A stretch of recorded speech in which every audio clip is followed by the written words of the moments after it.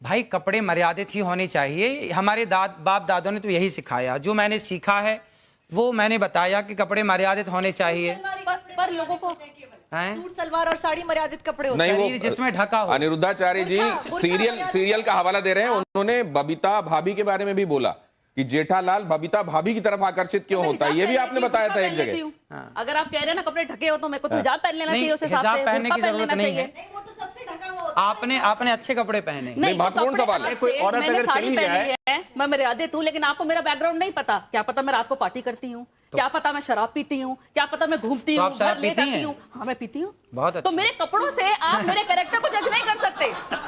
तो आपने शराबियों से बात करने बिठा दिया मेरे को आज। नहीं, बात असल में ये है। शराब, एक मिनट, आप अपनी भाषा का मर्यादा रखें। आप अपनी भाषा का मर्यादा रखें। शराब पीने वाला शराबी नहीं होता। पहले आपको एक बात ये भी मैं मानवी जी बताता हूँ। क्या करते थे शिव जी, क्या करते? एक बात मैं आपको बताता हूँ। नहीं, एक सेकंड। बहुत सारे लोग जो एडिक्ट थे, मानवी जी आप इसकी तारीफ करेंगी शायद, आप इस बात की शायद प्रशंसा करेंगी कि अनिरुद्धाचार्य जी के आह्वान पर बहुत सारे लोग जो एडिक्ट थे, शराब के चक्कर में उन्होंने घर बार बेच दिया था, बच्चे उनके सड़कों पर आ गए थे, उनके आह्वान पर उन लोगों ने शराब छोड़कर, नशा छोड़कर, तंबाकू छोड़कर और अब अध्यात्म की राह पकड़ी है। क्या ये बात स्वागत योग्य है मानवी जी? कहीं ना क्या ये बात स्वागत योग्य है? आप लोग क्या कहते हैं? अगर स्वागत योग्य है तो इस पर ताली बजनी चाहिए। क्या मानवी जी, लेकिन एक बात मैं समझना चाह रहा हूं, क्या समाज को मर्यादित रहने के लिए कहना और ये कहना कि आप ठीक लाइन पर चलें, आप ठीक तरीके से रहें, दूसरों से ठीक व्यवहार करें, क्या ये गलत करते हैं अनिरुद्धाचार्य? देखिए, मैं अब जैसे इन्होंने ये मेरे पे बोला तो मैं भी कुछ बोलना चाहती हूँ, उसका जवाब इनसे लेंगे कि कई बाबाओं के धोखाधड़ी के अंदाज भी है कुछ निराले। कोई धर्म के नाम पे ठगे तो कोई क्रिमिनल चार्जेस में फंसे, कोई रेप में पेरोल पाए तो किसी को अननेचुरल सेक्सी भाए। अब इस पे क्या बोलना चाहेंगे? आप जनता फॉलो करती है आपको, तो भगवान ना करे कुछ और निकल आए तो उस पर आप क्या कहेंगे? जवाब लेते हैं। क्या आडंबर करने वाले लोग भी हैं साधु के वेश में, उनसे सावधान रहना चाहिए? इसलिए कहते हैं पानी पियो छान के और गुरु बनाओ जान के। आप एक सेकंड, ये जो ऑडियंस यहाँ बैठी हुई वो भी कुछ कहना चाह रही है। हाँ, जल्दी से बात कहिए, जल्दी से। गुरुजी राधे राधे। मैं 2016 में, मेरा परिवार, मेरी एक बेटी है, एक लड़का है, तो पूरा परिवार बीमार रहता था। डॉक्टर को इतना पैसा दे दिया, इतना दे दिया, तो मेरा अच्छा मकान है, सब कुछ है। तो मैंने एक गाय का बछड़ा गाय रखी। गाय रखने से अभी तक मैंने 1 रुपया नहीं दिया डॉक्टरों को। 1 रुपया दिया। अभी भी मेरी मिसेज, अभी तक उन्होंने कभी भी चेहरे पे क्रीम नहीं लगाई, कभी भी क्रीम नहीं लगाई। और दूसरी बात, जो कहना क्या चाह रहे हैं, मैं कहना चाहता हूँ, जो भी आप गोबर बताया, गाय का गोबर है ना, उसके उपला बना के छत पे करते हैं। जितने मोहल्ले वाले आते हैं तो जैसे पूजा होती है तो हमारे घर से लेके जाते हैं, तो अच्छा लगता है मोहल्ले वर्ग। अभी तक कोई बीमारी नहीं, कुछ नहीं। बहुत अच्छी बात है। ये प्रमाण है, आप प्रमाण मांग रहे थे। ये देखिए आपके भक्त हैं और आपकी बातों को मानते हैं। ये भी तो सुनते। बीमारी क्या थी आपके घर में? क्या बीमारी थी? मिसेज को मैं अंदर खुले बताता हूँ मैं आपको। खुला पेट की बीमारी थी। कभी डॉक्टर के पास, कभी एम्स में दिखाया। मैं कागज दिखा दूंगा सर, मैंने इतना पैसा लगा दिया, मेरा एक प्लॉट चला गया। क्या बीमारी थी? बीमारी अंदर की। अरे बीमारी का नाम बताइए भाई, जब इतनी जगह जा चुके, बीमारी का नाम बताइए। बीमारी बताता हूँ मैं आपको। बीमारी क्या, पेट की बीमारी थी, तो बच्चा नहीं होता था और फैल हो जाता था, कभी कैसे क्या। उसके बाद जब गाय रखी तो बहुत कृपा से बहुत कुछ अच्छा हुआ, बहुत अच्छा लगा। और सबको, पूरा मोहल्ला, मैं कहना चाहिए सबको, सबको एक गाय रखना चाहिए घर में। ये मैं एक बात लाइटर नोट पे आपसे जानना चाहता हूं कि जब कोई आपसे भाव विवल होकर ये कह देता है कि गुरुजी मेरे चरणों में आपका कोटि कोटि प्रणाम। हाँ, तो बिल्कुल हमारा तो सबके चरणों में प्रणाम है ही है। राधे राधे गुरुजी। मेरा सवाल आपसे ये है कि आप महापांच पाप के बारे में बात करते हैं, उसमें से एक पाप ये है, जो इंसान मांस खाता है उसके हाथ से पानी नहीं पीना चाहिए, क्योंकि जो उसके हाथ से पानी पिएगा उसी की वाणी बोलेगा। तो अगर हम लोग किसी रेस्टोरेंट या कैफे में जाते हैं, अगर वो वेटर हम लोग को पानी सर्व कर रहा है, हमें क्या पता वो मांस खाता है कि नहीं। इसीलिए तो हमारे बुजुर्ग कह गए बेटा घर पे ही खाओ, घर के बाहर मत खाओ। सिंपल बात। अच्छा, एक नहीं तो ये जो बातें हैं वो शास्त्र सम्मत हैं, इसलिए मानना चाहिए, या व्यवहारिक भी हैं इसलिए हम उनको लागू कर सकते हैं? आहार शुद्धौ सत्य शुद्धौ लिखा है। तो खेती भी घर पे कर लेनी चाहिए, क्योंकि सब्जी घर पे तो होती है खेती बेटा। संभव नहीं आज के परिवेश बेटा घर पे तो होती है ना खेती। देखो लाखों लोगों की शराब छूट गई मेरे कहने से। बहुत अच्छी बात। लाखों लोगों के घर बस गए। कितने पति पत्नियों के झगड़े होते थे, कथा सुनने के बाद वो पति पत्नी बिल्कुल प्यार से रहने लग गए। सास बहू के झगड़े होते थे, कितना डिप्रेशन था, सारा डिप्रेशन खत्म हो गया।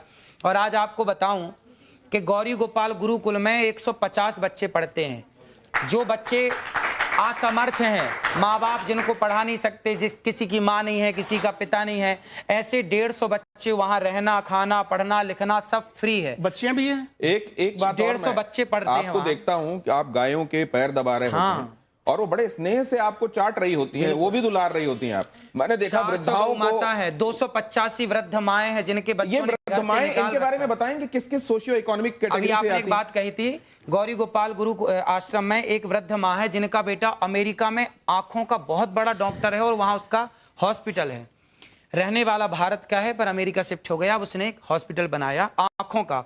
और विडंबना देखिए कि उसकी माँ गौरी गोपाल में रहती है और उस माँ को भी संयोग से आंखों की दिक्कत है।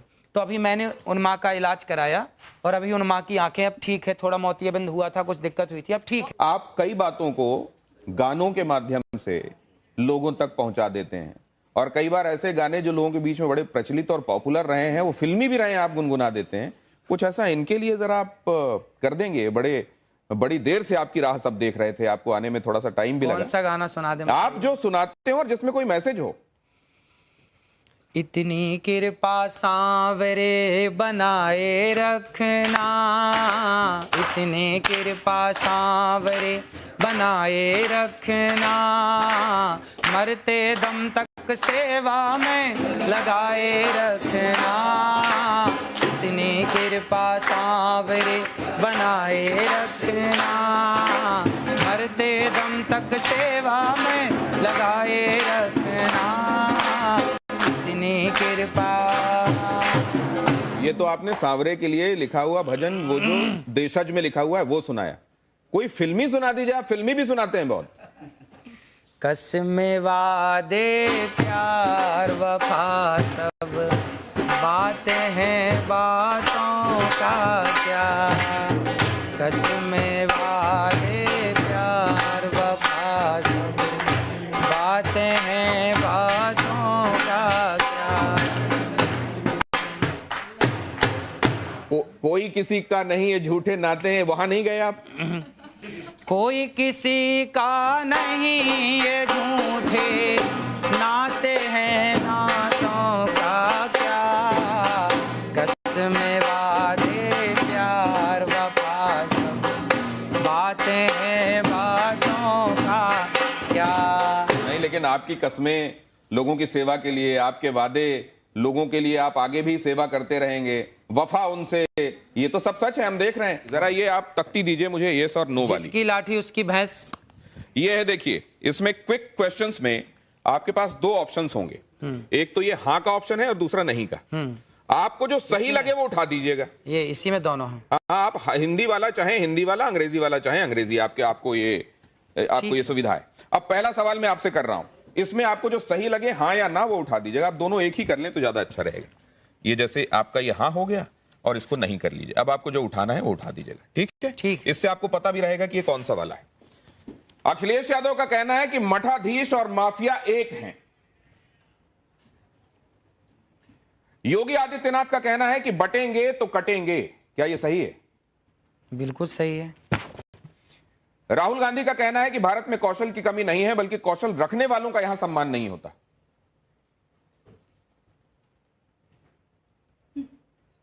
कौशल रखने वालों का सम्मान नहीं होता। भारत में कौशल की कमी नहीं है, बल्कि कौशल रखने वालों का यहां सम्मान मतलब नहीं भारत होता। में योग्यता टैलेंट की कमी नहीं है, पर टैलेंट वालों का सम्मान नहीं होता। ये बात सही है।